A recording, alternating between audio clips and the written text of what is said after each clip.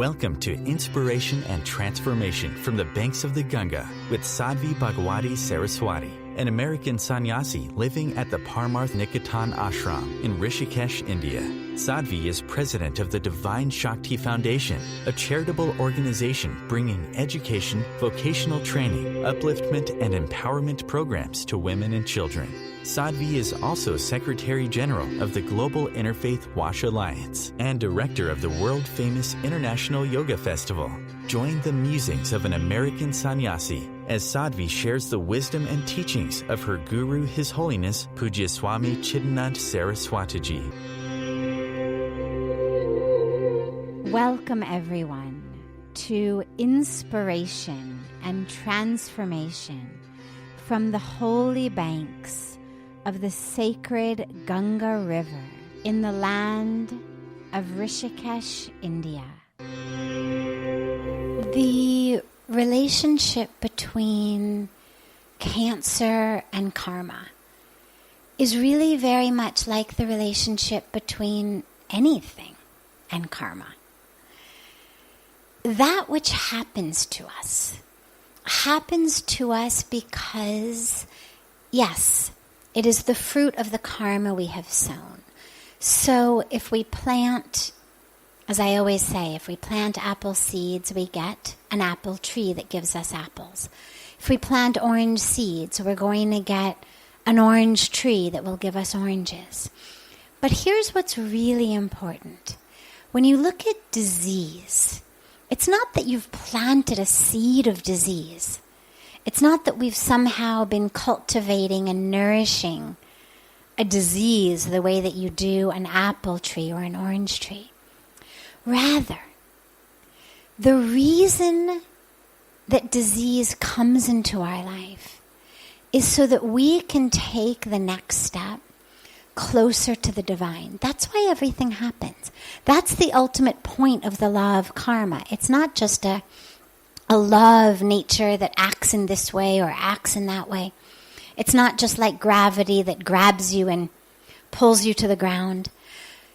Karma is a law of nature, yes, but the ultimate goal of the cycle of karma is to be free of that and to attain oneness with the divine. And so disease does not come to us. Disease does not come to us, that's worth repeating, as a punishment. No one should feel like I've done something wrong, therefore I have this bad karma and I've gotten this illness. No. Yes, sure, there may be some seeds in my life that I can look back on, whether it's lifestyle issues, smoking, tobacco, eating certain things, whether it's genetic issues. But ultimately, what comes into my life comes in so that I can take my next step closer to God. So when we ask, should I fight it or should I not fight it? It's not about fighting it. It's about using it to peel back the layers of who we are, to peel back the layers of ignorance, of ego, of attachment, of identity, of all of the stuff that keeps us stuck, and actually connecting with who we really are. People who have been face to face with death, through serious illnesses, through near-death experiences, always, if they survive, they always come back and say, I wouldn't trade that experience for anything. Yes, I suffered. Yes, I was scared. Yes, I was sick. But what it gave me in terms of the vision and the perspective of who I really am, what the universe really is, what my connection to the universe really is, I wouldn't trade that for anything. And so that's why illness shows up in our life. And so when it does, don't think about fighting the illness, because remember, my body has created it. Even if it's something as external as, say, malaria. I got bit by a mosquito. Well, the mosquito had malaria. You could say, well, I didn't create the malaria. The mosquito created the malaria. Well, no. The mosquito just put a little something in my blood. It was my system that took that, reproduced it, allowed it to enter the cells of my body, allowed it to make me sick. So all of that actually gets created within us, which means that if you're fighting something, you're fighting in the self. And we don't want to create war within ourselves when you're already dealing with an illness. The last thing you need is also to be dealing with a war. So instead of thinking about fighting it, think about using it to learn what you were supposed to learn. Think about using it to open in the way you're supposed to open. Think about using it to peel back the layers of the self. And should you take treatment? Of course. Because we've only got one body. And the body is a temple. And in the same way that when our body is tired, we sleep. When our body is hungry, we eat. If our body is dirty, we bathe. We're thirsty, we drink. If I cut myself, I'm going to, my other hand is going to come and hold it to protect it. We should do whatever we can to protect the body because it is a temple. And it is our only medium to consciousness and to awakening. So, by all means, get as many minutes, as many days as you possibly can in this body. But remember, ultimately what matters is not the days of my life. It's the life in my days. So while you're getting treatment, while you are working to heal the body, remember to focus not on getting more minutes of life, more days of life, but how to fill every minute and every day with what life is about. And that's also what disease does, is like this mirror in our face of, oh wow, yeah, this is what life is about. It's not about all of these stupid little things that we worry about and get upset about and stress over. It's not about who's wearing what or saying what or doing what. It's about my connection to God. It's about my connection to God through my loved ones. It's about my connection to the universe. It's about love. It's about truth. That's why I'm here. And so, when disease comes, whether it's cancer, whether it's anything, absolutely do whatever we can to heal the body. But remember that balance, internally, body, mind, spirit, is so important. And here's one last very important piece. A large percentage of people who get bit by a mosquito with malaria are going to get malaria. But not 100%. A percentage of people who have a gene for cancer are going to get that cancer. But not all of them. In many cases, the number, it's not even 50%. Now, of course, in cancer, risk rates of 30%, 40% are enormous. They're huge. But what we have to remember is, wait, even if there's a risk rate of 40% of dying, it means 60% of people in this situation don't die. All of the statistics they give of people who eat this or do this or have this gene are going to get this disease. Well, some percent will. It's more than the general population, sure. But there's still an enormous number of people who don't get it. And the question becomes, why? And the whole field now of epigenetics is giving us such incredible information about the role of the environment on our genes. Now, what's the environment of our genes? It's our blood. That's the environment our cells sit in. What flows through our blood? Well, of course, yes, what we eat, the vitamins we take, of course. The drugs if we take them, the alcohol if we drink it, the nicotine if we smoke, of course. But what else flows through our blood? All of the stress hormones. So many of the chemical substrates of our emotions, they now have found receptors for emotional neurotransmitters. Now, neurotransmitters live in the brain. Hormones flow through the bloodstream. We always thought neurotransmitters were only in the brain. It was just a way for the neurons of the brain to talk to each other. But now they have found receptors for emotional neurotransmitters on the cells of the immune system. Well, this is huge because what it means is our emotions, which we thought lived only in our brain, are talking to, impacting, affecting the cells of our immune system which flow through our blood. And so just as important as genetics, what's in that cell, even more important is the environment in which that cell sits, which determines whether those genes actually get turned on or don't get turned on. Because simply having a gene for something doesn't mean it will get expressed. Simply engaging in a certain behavior doesn't mean it's going to have ramifications. Now, of course, that's not a license to smoke. It's not a license to eat junk food. But what it means is never despair, never give up.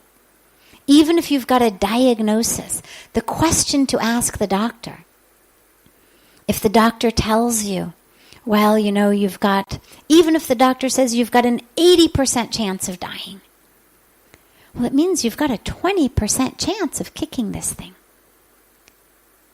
And that's huge.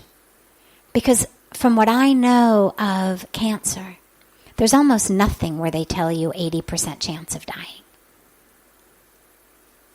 At the most, 50%, 40%. So focus not on your chance of dying. Focus not on what's not going to work. Focus on how can I be sure to be one of those who doesn't get it? Whether it's 5%, whether it's 10%, whether it's 50%. However many people there are who don't die from what I have. Whatever percent of people there are who have my gene but don't get cancer. I want to be one of those. How can I do that? And that, of course, is where all of our lifestyle comes in. Our diet, exercise, not being exposed to toxins, so eating organic food, breathing clean air. But just as important is our inner environment. Because we may take in beautiful natural food from outside, but if our inner environment is toxic, well, that's just as deadly. So be sure, whether you're looking to prevent illness, whether you're looking to heal from it, or whether you're looking to just experience a deeper, more profound, meaningful life, this is where the spiritual connection is so important. And remember, our thoughts, our emotions, create our world. The outer world and the inner world. The very last point, though, is that doesn't mean you should feel guilty. If you have cancer, don't feel like, oh my God, I've done it to myself. I've thought the wrong things. I was too stressed. No. In fact, don't even wonder why you got it. It doesn't matter. You're here now. What matters now is now what? So instead of using any energy to wonder, why do I have it? Ask yourself, what do I need to learn from it? What layers do I need to peel back? What is it in my life to teach me? Why has cancer showed up in my life? And how can I heal this beautiful temple? In the body, in the mind, in the thoughts, in the emotions, and in the spirit. You're listening to OTR-FM, part of the IOM radio network. Being a radio host on IOM FM allows you to build your show on a rich platform with the power of the internet to fulfill your outreach goals and connect with a very specialized and global online audience, unlimited by time and distance. OMTimes Radio will provide you with web relevance, a recognizable conscious brand, and with the standard of excellence that has accompanied every single Circle of Hearts Radio is a sanctuary on the airwaves. Join me, Grandmother Elia, in the circle on Sunday 2 p.m. Eastern as I share information to both enlighten and nourish your soul. Hi, this is Christina Ricci with RAIN. Every 2 minutes, another American is sexually assaulted. If you or someone you know has been sexually assaulted, you are not alone. Help is just a call or click away through the National Sexual Assault Hotline. Please call 1-800-656-HOPE, that's HOPE, or visit RAIN.org, that's RAINN.org. Brought to you by RAIN and this station. Welcome back to Inspiration and Transformation. I'm so glad to have you all back here with me. We overcome the fear of loss by recognizing that nothing was ours to begin with. The fear of loss is rooted upon the illusion that I actually still have something in my grip. Right? If I've never had it, I'm not afraid of losing it. If I don't own anything, I'm not afraid of losing it. For example, one of my fears is not losing my diamond earrings. Why? Because I don't have diamond earrings. You can only be afraid of losing your diamond earrings if you've got diamond earrings. So the fear of losing something is founded upon the idea that I have it. Like I have my diamond earrings, so I'm afraid of losing them. But when we think about things more deeply, nothing is ours. Nothing is ours. Every single thing, every person, every ability is being lent to us. Look just over the course of your life. That which we gain, you learn how to be a fantastic baseball player. You learn how to be a great this thing or that thing. Well, give it a few decades. Let the normal course of life go. As the body starts to degenerate, well, you're no longer a fantastic baseball player. We're attached to so much our beauty, our degrees, our titles, our careers. Well, we lose those anyway. Even if nothing happened and we just simply got older.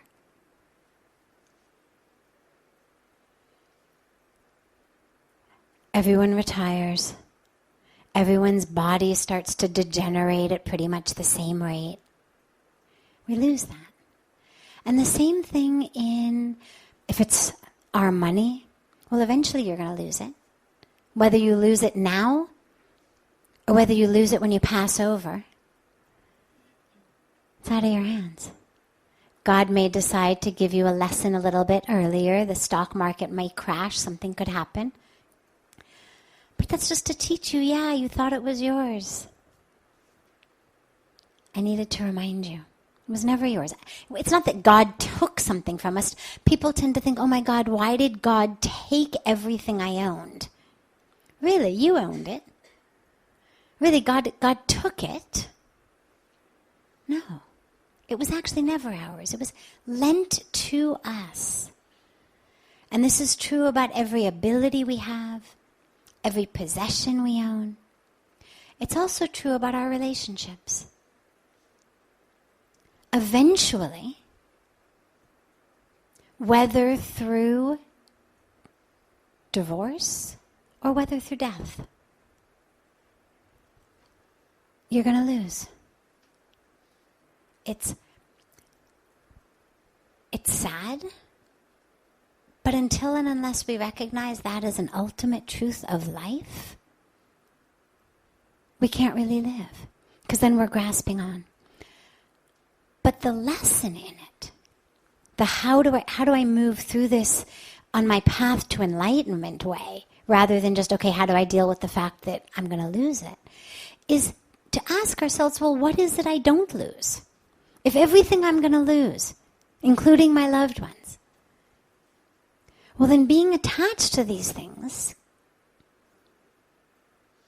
attached to never losing them, you could say is a waste of energy. Because ultimately it's an exercise in futility. I am going to lose it. So the question then becomes, well, so what should I be attached to? What should I make so dear that I become afraid of losing that? What is it that's not going to degenerate? What is it that's not going to divorce me or die? And again, that's the spiritual connection. That's the divine. And here's what's beautiful. It's not the divine as separate from your loved ones. It's the divine through your loved ones. And existing in the natural world and everywhere, because everything in the world is pervaded by the divine. But it's not, okay, honey, I'm not going to love you and be attached to you anymore. I'm going to love God instead. But what it looks like is, okay, instead of being so attached to that really beautiful young face, rather than being attached to that perfect body, rather than being attached to the way that you look in, those clothes, rather than being attached to the way you dance, I'm going to be attached to your essence, to your spirit. Because everything about the body is going to change. Keeps changing.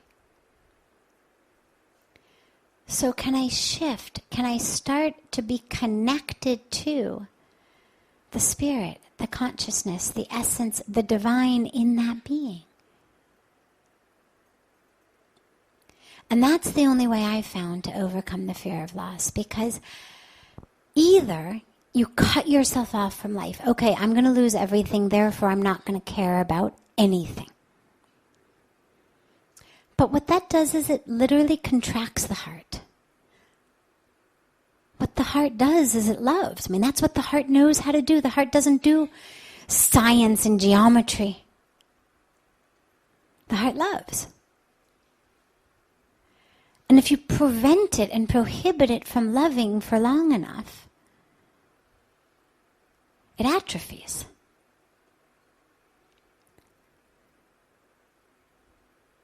So what am I going to love? That I can love without fear. It's your essence.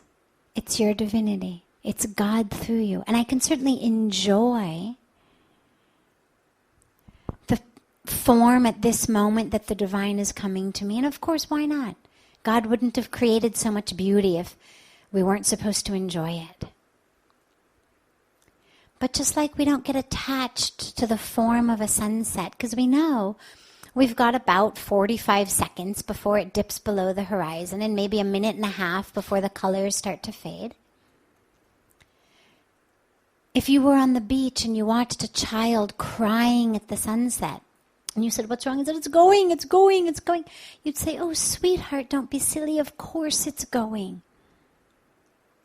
Of course it's going. And maybe depending on how old the child was, you'd explain a little bit about the rotation of the earth on its axis, maybe the rotation of the earth around the sun and how it works. And you'd say, sweetheart, every day this happens. And when he said, but I want to hold on to it, you'd say, you can't. This is nature. And it's the same thing. No matter how much we scream, wait, wait, wait. The universe is saying, sweetheart, this is nature. And so we connect ourselves to that, which isn't going anywhere, to that which is with us all the time. And then we enjoy, of course, all of the forms. But we never fall under the illusion that by grasping hard enough, we can prevent that sun from setting, or by grasping hard enough, we can prevent the moon from setting, or prevent a green leaf from becoming red in the fall and dropping to the ground. You can hold on to that leaf all you want, it's still going to fall onto the ground. It's nature. And so instead of focusing on that, we focus on that which is unchanging. The presence of the divine. And we try to see how much during the day, in how many different people, in how many different circumstances, can I connect with the divine? Because if the divine pervades everything, it means I have infinite opportunities to see the divine and to connect with the divine. This is OTR-FM, part of the IOM radio network. OMTimes Magazine is one of the leading online content providers of positivity, wellness, and personal empowerment. A philanthropic organization, their net proceeds are funneled to support worldwide charity initiatives via Humanity Healing International. Through their commitment to creating community and providing conscious content, they aspire to uplift humanity on a global scale. OMTimes, co-creating a more conscious lifestyle. Do you have time to read that inspiring book or that blog post you've been meaning to get to? In your busy world, how do you improve yourself and keep your life going? I'm Lisa Kay, and my Between Heaven and Earth radio show can transform your life just by listening. Be uplifted with inspiring topics, positive stories, and ideas that really work. Between Heaven and Earth Radio is conscious living for your soul, every Wednesday at 4 p.m. Eastern Time. Like Baldwin with People for the Ethical Treatment of Animals. I grew up loving circuses and other traveling animal shows, but it never occurred to me what life might be like for the animals. Training wild animals to do things they don't understand takes force. Routine discipline with a hook or whip with the heel of a boot shows the animal exactly who's the boss. Don't patronize animal acts. Please contact People for the Ethical Treatment of Animals. 757-622-PETA. Welcome back. This is Sadhvi Bhagawati Saraswati with inspiration and transformation. There's so many people who are so poor, and how do you look at this suffering? How do you explain this suffering? And I wanted to just address that really quickly. There's a very, very big difference between pain and suffering. And there's a big difference between hunger and suffering, and thirst and suffering. Pain is physical. Take a knife, cut me, I will bleed. My neurons will fire in such a way that my brain registers it as pain, and I will say, ow! And my other hand will clasp it. I'll run for ice. But suffering actually has very little, if anything at all, to do with pain. We tend to think of them as the same thing, but they're really not. And I wanted to address this because the way that the person asked me the question was as though the people here are suffering, when actually what we're seeing is some people in various degrees of physical, perhaps, pain or handicap. People in varying degrees of poverty. But what's really important to remember is suffering is the emotional response. And I come from LA, where the vast majority of the people I know have an abundance of financial resources, an abundance of opportunities, an abundance of health, an abundance of food, an abundance of all of the things that you think the lack of it makes us suffer. And you know what? Most of them are suffering. Because suffering's in our mind. Suffering is not from that which happens outside. Suffering is how I respond to what happens outside. So I could have $5 billion. But if there is something that I need for my happiness, whether it's more money, whether it's for someone I'm in a relationship with to treat me in a different way, whether it's an article of clothing, whether it's to lose 10 pounds, from the most superficial to the most deep, whatever it is, as long as there's something between me and happiness, doesn't matter how much money I have, I'm not rich. Because I'm living with an experience of lack. I'm living with an experience of needing something to fill me. And here what I've seen in India is actually the exact opposite. People have so little, but they're living with a felt sense of abundance. And the way that you know that is all they want to do is share. And all they're trying to do is get you to come home for a meal, come home for a cup of tea. People who barely have enough to feed their families are dying to feed others. Please come for a meal. If not a meal, at least a cup of tea. If not a cup of tea, at least a cold drink. Kuch to khalo, let's take something. They're not suffering. We could look at them and say, I would suffer, but I'm already suffering. If I don't feel that in this moment, with whatever I have, it's enough. And so, if I get cut, as I began, if you cut me, well, that's just pain. But suffering goes like this. Oh my God, I cannot believe he cut me. How dare he? I'm so nice to him all the time. Like I've done everything for him. In fact, just today I brought him a hot chapati at lunch. How dare he cut me? Doesn't he understand? And then the mind starts going. And these things always happen to me. I don't know what it's going to take. I'm always nice to people and people are always, hurting me. That's suffering. The blood in my arm is just pain. The suffering is what my mind does to it. And the key is, the mind can do that regardless of whether somebody has cut you with a knife, whether somebody has looked at you in a way you didn't want to be looked at, spoken to you in a way you didn't want to be spoken to, ignored you, didn't speak to you at all, or whether they didn't do anything and it's just from within. Suffering doesn't need blood. Suffering doesn't need hunger pangs. Suffering doesn't need a dry throat. Suffering is every moment in which I feel like there's something between me and happiness.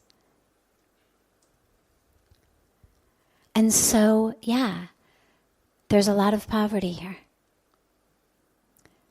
There's a lot of hunger. There's a lot of pain. And in many ways, it's due to the choices that are being made by those who have the luxury to make choices. Sometimes people say, well, maybe it's their karma.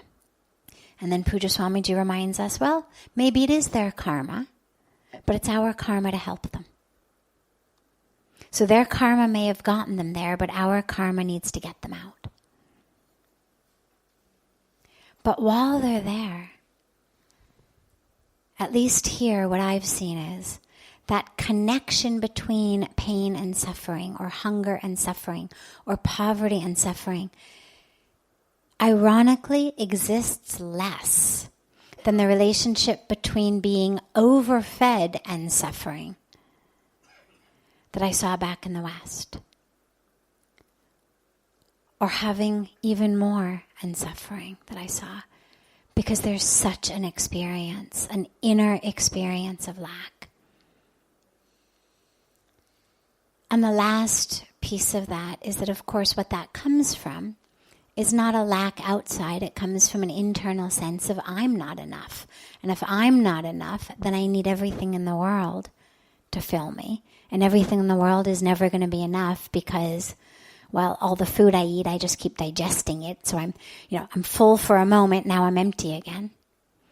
All the things I acquire, well, they don't work because they don't go inside. And this is where the only answer to that sense of lack, that type of suffering, is an inner connection of inner fullness and an awareness that we are full and that we are abundant. So I wanted to clear that up, because in this land, particularly here in Rishikesh, all of India, but especially here, what I've seen is so much wealth in the eyes and in the lives of people who are living so far below the standards of poverty that we conceive of. And while on the one hand, yes, we should help them, on the other hand, yes, we also should take a lesson from them of how to actually live full with less. This is OTR-FM, part of the IOM radio network.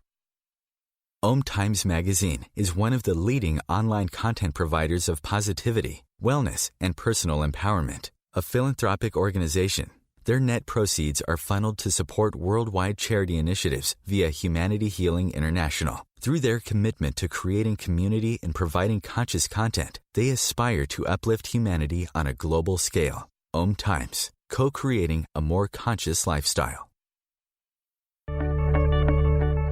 Do you have time to read that inspiring book or that blog post you've been meaning to get to? In your busy world, how do you improve yourself and keep your life going? I'm Lisa Kay, and my Between Heaven and Earth radio show can transform your life just by listening. Be uplifted with inspiring topics, positive stories, and ideas that really work. Between Heaven and Earth Radio is conscious living for your soul, every Wednesday at 4 p.m. Eastern Time. Like Baldwin with People for the Ethical Treatment of Animals. I grew up loving circuses and other traveling animal shows, but it never occurred to me what life might be like for the animals. Training wild animals to do things they don't understand takes force. Routine discipline with a hook or whip with the heel of a boot shows the animal exactly who's the boss. Don't patronize animal acts. Please contact People for the Ethical Treatment of Animals. 757-622-PETA. Welcome back.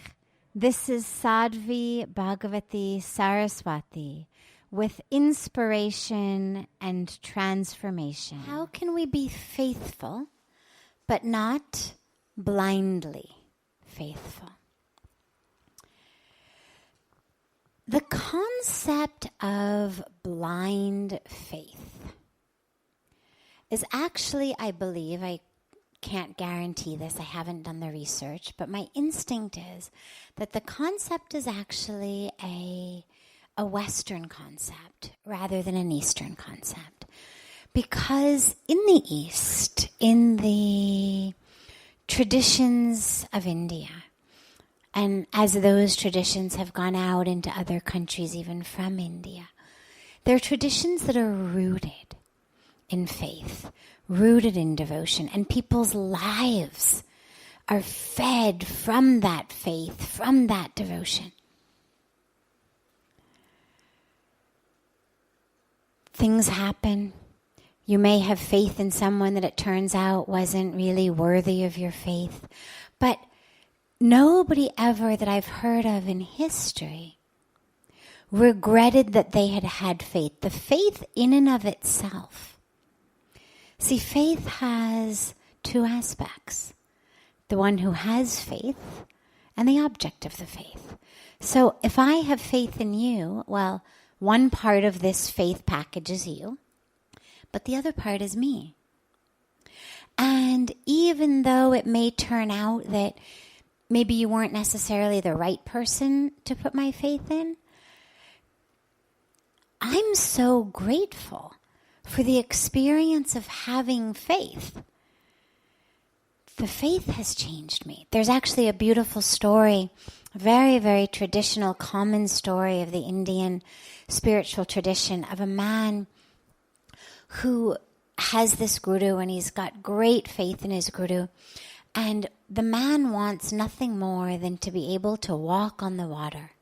And he says to his guru one day, "Guru, please give me the mantra so that I can walk on the water." The guru says, "Okay, you've been such a good, faithful disciple. I'll give you the mantra." And he writes it on a leaf.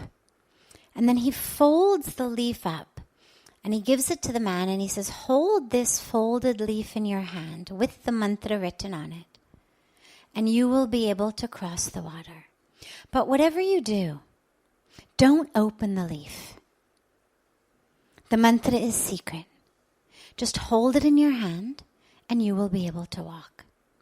So the man takes the folded up leaf with the mantra that the guru's written and he walks out onto the water and he's amazed. He's walking. Here he is on the water walking. And about halfway across the river, he gets curious. My God, what is it? What is it that this man could have written on the leaf that has kept me able to walk on the water? I'm defying physics. I'm defying the laws of nature. What could have been written on the leaf? And so he opens up the leaf, and as he opens the last fold, he sinks into the water, and as he's sinking, he catches a glimpse of what's written on the leaf, which is faith. And the story is one that's a very, very traditional story. It has some different incarnations, but a very traditional, fundamental story of this spiritual tradition of India in which faith itself is the magic. It's not so much the object in which I have faith that's the magic. It's my faith which is the magic. And people know that, which is why stories like this come out of this tradition. So I believe that the concept of blind faith, a derogatory, negative term, the concept of sort of faith without my rational mind, faith without my common sense, faith without this tool that has been fine-tuned in the educational system, in the societal system. Faith without that we call blind faith. And so when the questioner asks how to have faith without blind faith, well, we have to look at what does blind faith mean? And why is it a problem? Sure, there's lots of stories in history of people who have faith in someone who wasn't worthy. And it's not just religious leaders. You have faith in doctors who give you the wrong the wrong advice. Doctor advises you to take some medicine, it makes you worse, advises you for some operation, you die on the operating table. Or the opposite, tells you you're going to be fine, nothing to worry about. 2 weeks later, you're in a hospital bed, much, much sicker. I mean, this is common stuff. We have faith in our spouses and our husbands and our wives. We have faith that they're not going to betray us. But they betray us every day. It's a very, very common and typical aspect of life. So having faith in someone that doesn't turn out to be a perfect vehicle for our faith, they don't turn out to have all of that I have faith that they will. My doctor knows everything. He knows how to heal me. I'm going to do what he says. I will be well. Well, sometimes. Sometimes not. So when we think about faith, the really important issue for me is not so much the difference between faith and blind faith, but the difference between faith that is attached to the object of the faith and faith that lives within me. So you see it a lot with people, for example, with faith in God. I have faith in God, and then my child dies. Or something else horrible happens to me. And people lose their faith in God all the time. I believed in God, I worshipped God, I prayed to God, but God betrayed me. God let this horrible thing happen to me. Well, what that's done is that has said, I have faith, I have an attachment to my perspective of what God is supposed to do. Having faith in someone, whether it's God or a being, means I'm not dictating the results. If I go to a restaurant and I order a plate of French fries and the waiter goes away, I have faith, you could say, that the waiter is going to bring me a plate of French fries. It's what I've ordered. It's on their menu. I've paid for it. But you wouldn't really use the word faith there. If I said, oh, I've got faith, he's going to bring me French fries, you'd look at me like, you don't need faith. This is a restaurant. They serve you whatever you pay for. That's his job. This is a business transaction. This isn't about faith. If he brings you anything other than French fries, don't pay. You're paying for French fries. You don't get French fries, don't pay. Business contract is null and void. That's not faith. That's a transaction. It's a business transaction. So if something bad happens in my life and I lose my faith in God, what it means is that was a business transaction. It means I had faith only as long as God was going to deliver to me what I had ordered. Like in a restaurant. So in a restaurant we order French fries. In life we order health and we order success and we order happiness and we order all the things that we want. And when they don't come, if we lose our faith, what it means is it was never really faith. It was a business transaction. Faith means I have faith that whatever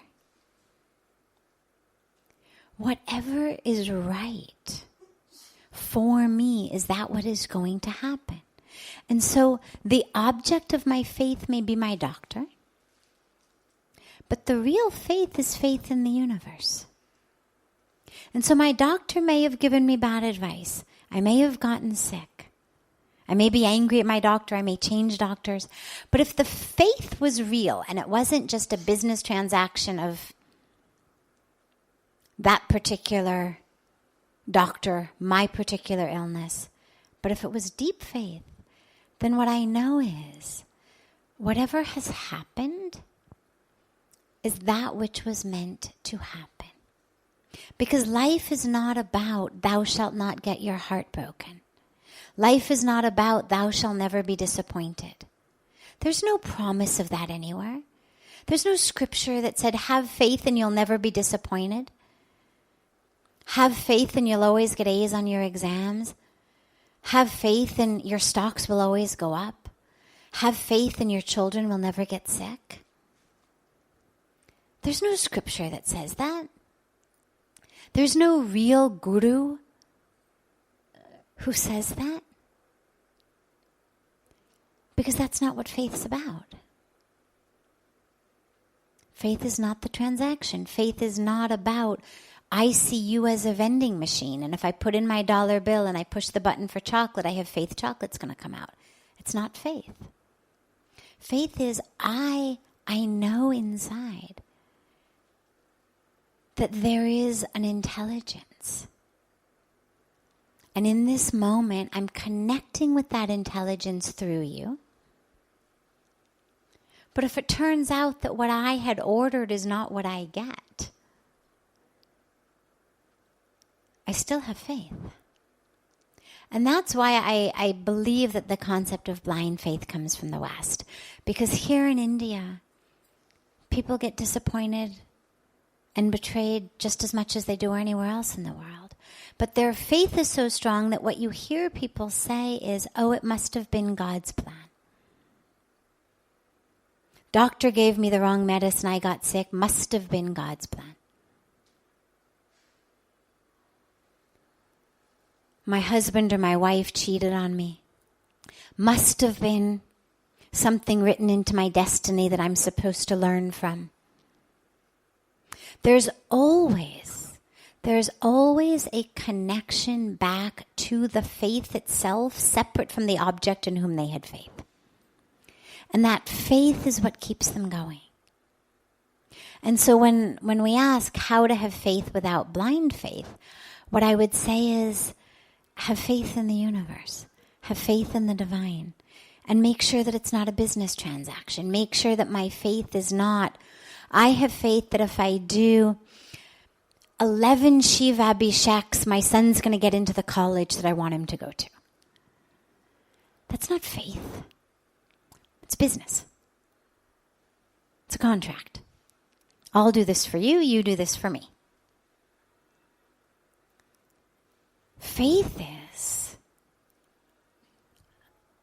God, I know that whatever you plan for him is going to be right.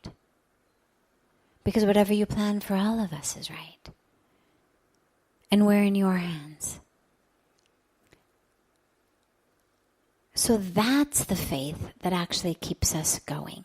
The only thing that is blind, the only thing that if you say blind faith would be, if I'm attached to you specifically as the vehicle of the divine will, and I refuse to use all of the information that I'm getting. We've got 6 senses. 5 that we usually talk about, and the 6th of intuition. And intuition is just as much of a sense as our other 5 senses. Science just can't measure it, so they tend to leave it out, but it's just as present and just as real and just as true as all of our other senses. So if one of my senses is giving me information that maybe this isn't the right person to have faith in, and I'm not looking at it, that's blind. That's the blind faith. And that's what we need to be aware of. If we're getting the information, well, we have to keep our eyes open, keep our ears open, and then change what we're doing. But that's the only piece of it that's blind. The rest of the faith is that which, whether the person is worthy of it or not worthy, that's what keeps us going. So we should always hold on to that. This brings to a close this hour of inspiration and transformation. Thank you so much for joining me. I'm so glad to be together with you all each week. And I look forward to being together again next Thursday, same time, on OMTimes Radio.